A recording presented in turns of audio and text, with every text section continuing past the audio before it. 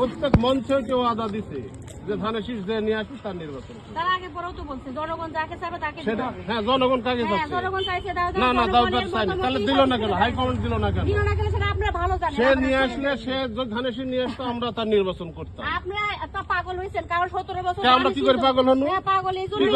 17 বছর না পাগল তো তোমরা হইছো না না না তোমরা হইছো পাগল তাহলে আমার পাগল করতে হবে না শুনো এই তুমি বের করে নিয়ে যাও চাচা আপনার ভোট আপনি দিবেন আমাদের ভোট আমরা দিব ঠিক আছে তাহলে এখানে কথা এইখানে বিভ্রান্তি তো ছড়ায় না যাবে গণতান্ত্রিক ভোট গণতান্ত্রিক ভোট এটা আমার অধিকার দলের লোক এটা দলীয় ভোট আমরা সবার ভোট চাইবো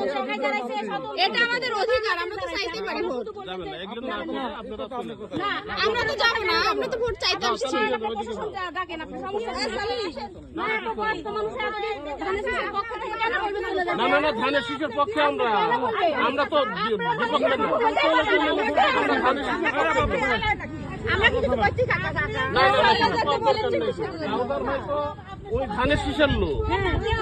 ও তো আদা দিছে কাকা আপনি আমাদের চলে যেতে বলতে পারেন না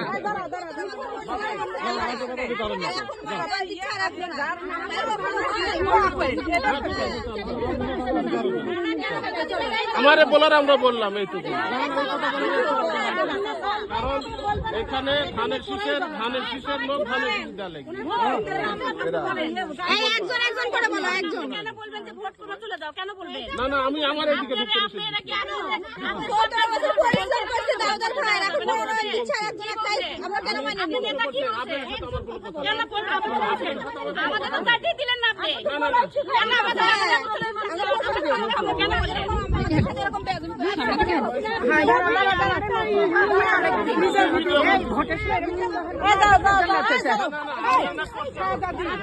আমি তো এনাকে প্রশ্ন করছি না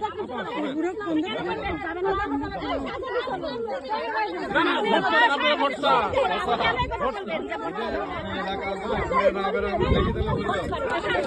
ভোট